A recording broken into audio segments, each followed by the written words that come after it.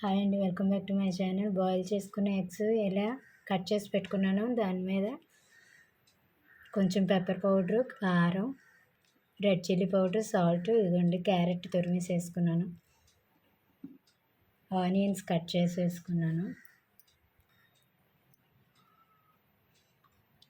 కొత్తిమీర లైట్గా చల్లుకున్నామండి.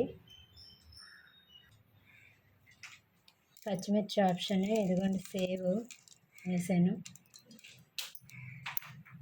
ఆరోగ్యానికి చాలా మంచిదండి. బాయిల్డ్ ఎగ్స్ ఉన్నాయి కదా, బాయిల్డ్ ఎగ్స్, ఆనియన్స్, కొత్తిమీర అన్నీ ఫ్రెష్గా వేసాను. పచ్చిమిర్చి ఆప్షన్, మీకు నచ్చితే వేసుకోండి. ఇదిగోండి లెమన్ లాస్ట్లో ఇలా చల్లుకొని తింటే ready to serve.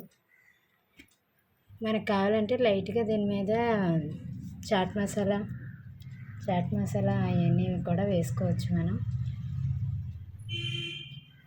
Jeera powder, chaat masala ఇవన్నిటి మీద కూడా కొంచెం వేసుకుంటే బాగుంటుంది. గార్నిష్ కోసం ఇవ్వండి కొంచెం లైట్గా ఆనియన్స్ పెట్టాను.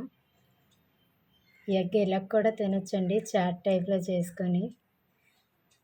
ఆరోగ్యానికి మంచిది బాయిల్డ్ ఎగ్ తింటే. హాఫ్ బాయిల్డ్ ఎగ్ కాబట్టి ఆరోగ్యానికి మంచిది అవుతుంది.